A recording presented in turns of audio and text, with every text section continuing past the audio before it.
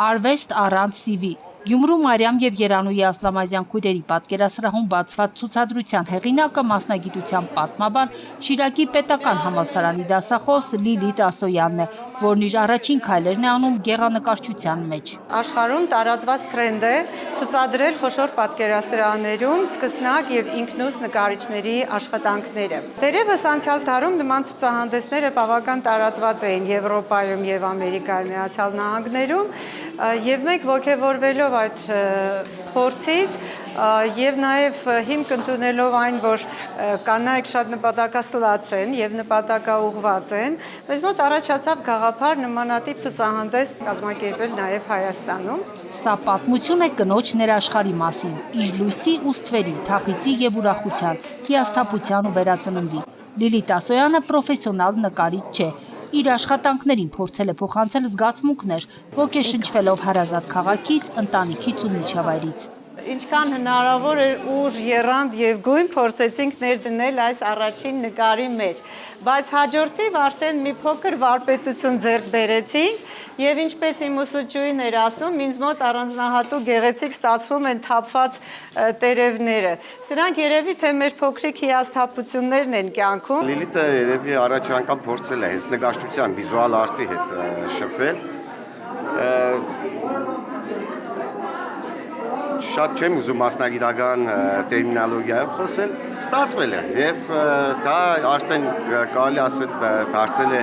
Լիլիթին հոբի, հա, եւ կարող է շարունակել եւ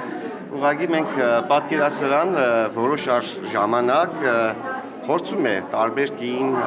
ոչ արվեստագետ կամ արվեստագետ փորձում ենք տարածք տրամադրել կամ ինչ-որ բանով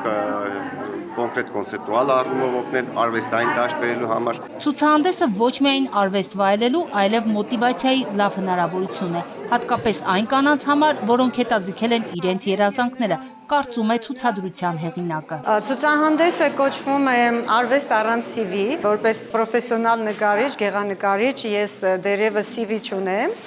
բայց ցանկություն ունեմ ստեղծագործելու։ Շատ կանայք կան հայ հասարակության մեջ, որ ունեն երազանքներ,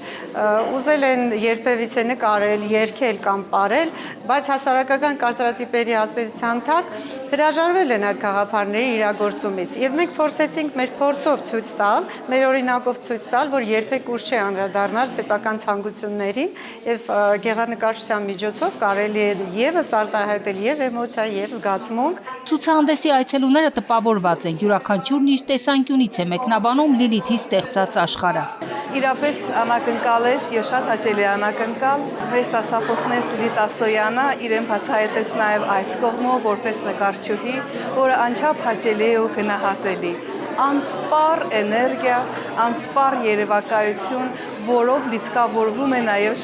շրջապատը։ Կակաչների շարքը երկու հիմնական կակաչներ ուներ եւ Առագաստան նավերը, որը ցույց է տալիս իմ իմացած Լիլիթ Ասոյանին։ Միաժամանակ շատ խորը, շատ խենթ, լիքը գույներով ու շատ համարձակ եւ կարծում եմ նաեւ իր այսօրվա ցուցահանդեսը նրա վառ վկայությունն է իր էության, որ անկախ տարիքի պետք է փորձել, ջանալ, աշխատել եւ չվախենալ լինել ավելի լավը, կատարելագործվել։ Լիլիթ Ասոյանի ստեղծագործություններին այցելուները կարող են ծանոթանալ մեկ շաբաթ։ Քրիստինա Մկրտչյան, Մարտին Գևորգյան, Լուրեր։